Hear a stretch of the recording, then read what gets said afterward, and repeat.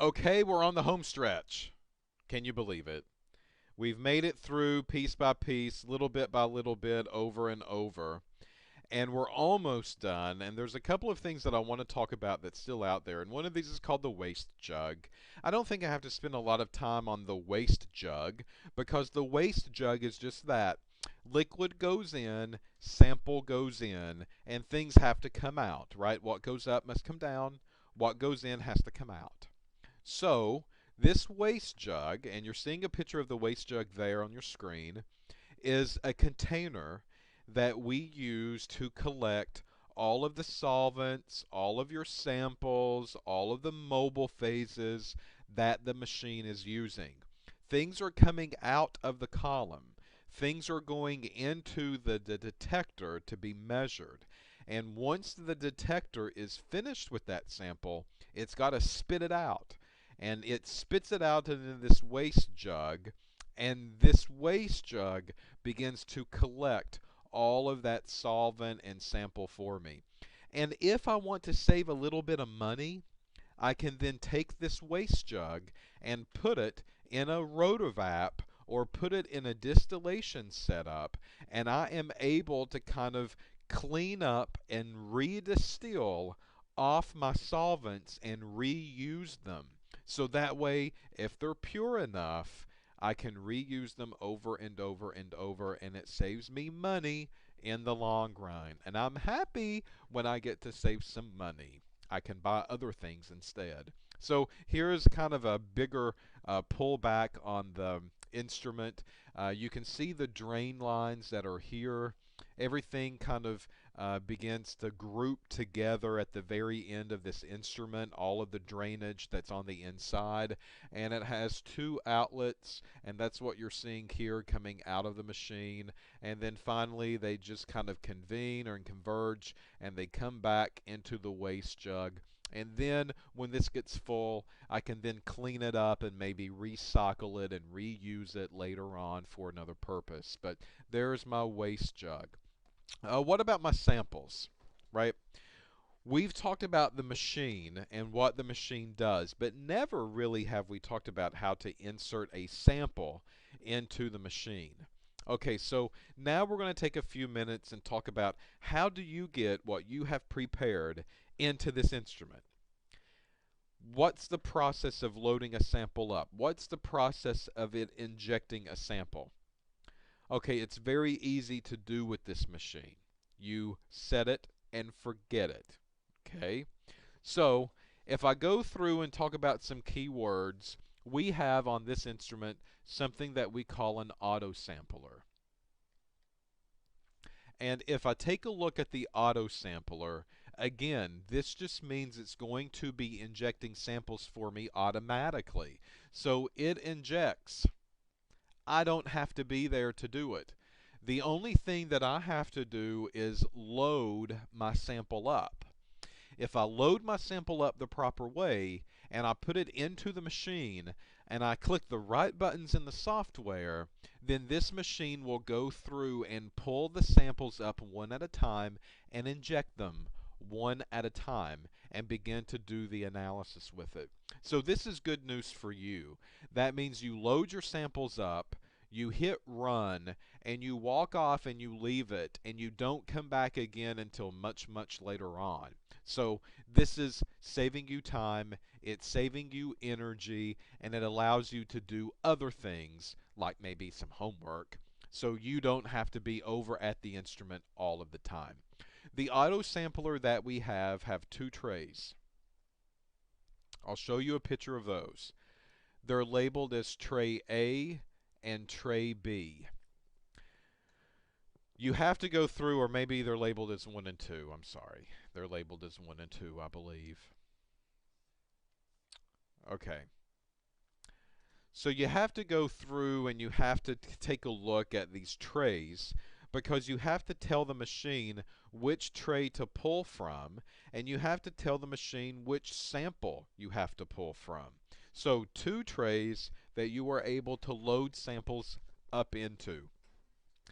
Each one of them, I believe, can hold around 70 samples. So you can load up to 140 at one time. I think it's 72 is the max. So over 140 of them that you can load up and have it run one after another after another. And it will give you some data on every single sample that it has analyzed. So you can come back the next day and it's done. Well, you won't have 144 samples to analyze, right? You'll have a handful. So it's not going to take that long, but it's still very nice when you have an autosampler like this to do the job for you. Okay, so let's take a look at this autosampler in a little bit closer detail. This is it. It's an older autosampler than the actual HPLC instrument itself. But they still talk to each other, and that's still fine. That's all that we need. The version of this autosampler is an SIL HTC. It is a refrigerated autosampler, so I could actually set the temperature of this autosampler if I want to keep things cold until they get ready to be analyzed. And there's a door to the left, which is right here, that opens up. And this is where my trays are going to be found. So if I open that door up, here it is. And you can see this one's labeled as 1, and this one is labeled as 2. Beside of the 1, there's an L that means left-hand side, just in case you didn't know 1 goes to the left. And beside of the 2, there's an R, and that means the right-hand side, just in case you didn't know that number 2 goes to the right hand of the tray. So if I slide these out, this allows me to load my samples up into these really small vials that are here in the tray, and you can kind of see those with a white cap, black lid.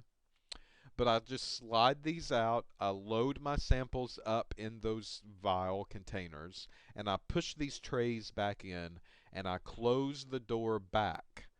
And when I close the door back, the machine will allow me to start running samples from that point. Okay, well, if I open up the other side of the door, I'm going to see more tubing and pieces over here to the side. I don't want to talk about those pieces and parts because even though they are important, it's more of the plumbing. It's not how the machine is actually doing its job. These lines are there because this machine has to pull sample up, and that sample has to be inserted into the HPLC from up above. And that's what these valves and these stainless steel pieces of tubing will do. It's to take your sample and deliver it into the machine. So that's why we're not going to go through it too much. But here again, you can see my 2 trays, and you can see the vials on that's already loaded up in the trays itself. If I pull one of the trays out and show you a little bit better picture of what these things look like, here is a vial right there. This is a 2.5 milliliter vial. You do not need more than 2.5 milliliters of sample to run on this machine. That's actually way too much more than what it needs. It only injects microliters, not even milliliters. Microliters of sample is all that it needs to do its job. But this is the vial that you will load your samples up into. And again, you'll just put the lid back on them.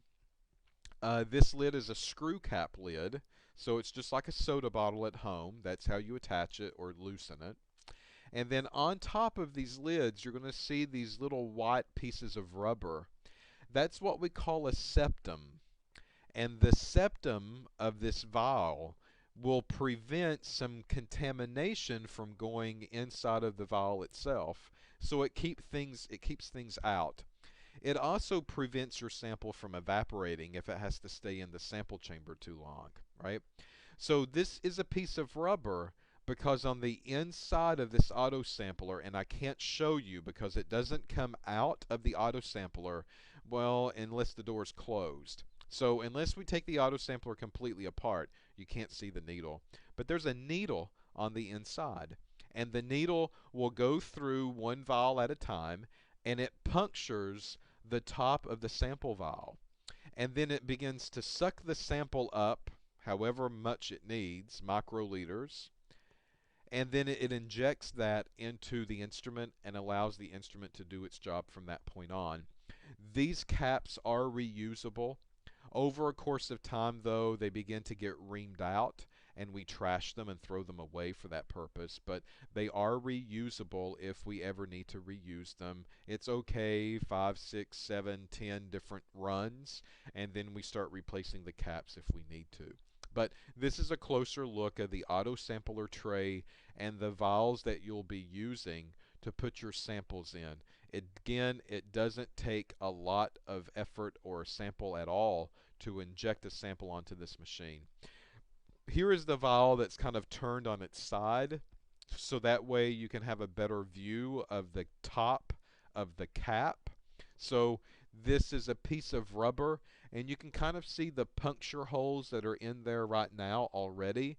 So this has been injected a couple of times, and it's still good. I can reuse this again over and over until I really just see it completely reamed out. So this will be good enough for another 8, maybe 10 different injections before I want to replace the cap on these things.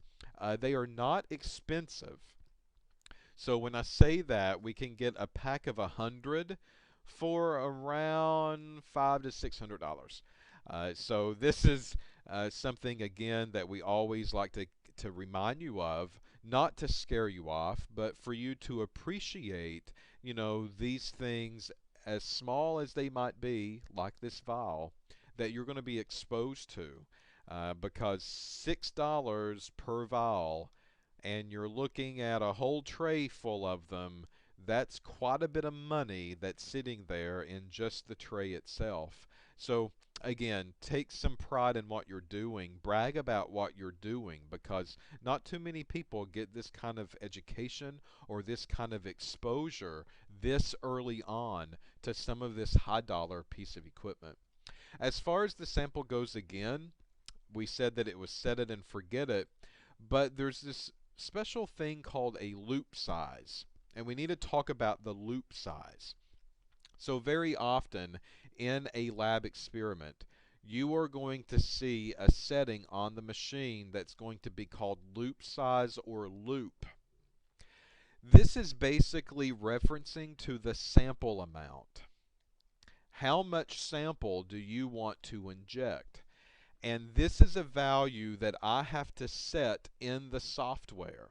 I have to go in and I have to tell it how much sample to pull from and inject from. Okay, typical values for Hplc samples, they go anywhere from 25 microliters to 100 microliters. Now keep in mind that is not an M. This is a micro, not a milli. So if I take a meter and divide it up into 1,000 parts, each part is called a millimeter. If I take a meter and divide it up into 1,000,000 parts, 1,000,000, each part is called a micrometer. If you were a child of the 80s, and you're probably not, we had micro machines, which are little bitty tiny cars like Hot Wheels, but they were super, super tiny. That's how I remember micro. It's super, super tiny. So these microliters, 25 microliters, 100 microliters, that's fractions of a milliliter that it needs in order to do its job. So I load 2 milliliters up. It only needs fractions of 1 milliliter to do the analysis with. And I'm going to have quite a bit of sample left over in that vial that it doesn't need. So I'm going to be trashing the majority of my sample. After the machine takes what it does and what it needs and does the data analysis for me, I don't really need any more sample after that. So I can just dump them down the drain or dispose of them accordingly, but that's all that this machine needs in order to do its job efficiently. And that's what we call the loop size, or AKA loop. Whenever you see that, it's talking about how much sample should I be injecting in. So it doesn't take a lot to make it happy. So, overall, that is our HPLC instrument, and that's our pieces and parts. So again, if I go back to the overall schematic, mobile phase tray with mobile phase jugs up here labeled A, B, C, D, a degasser that removes the bubbles. I've got a pump that pumps everything through the machine from beginning to end. I have a detector that sees everything that comes out of the column out of the machine. My column is actually over here to the right. You can't see it in the picture, but that's where it's going to be located. And then this big, huge, humongous box down here at the bottom, that is our Autosampler. So I can open this door up. That's where my samples will be loaded into. I close the door back, and then I hit run on the computer. And then it begins to analyze one sample at a time for me. So that is overall the idea of the HPLC and how it works.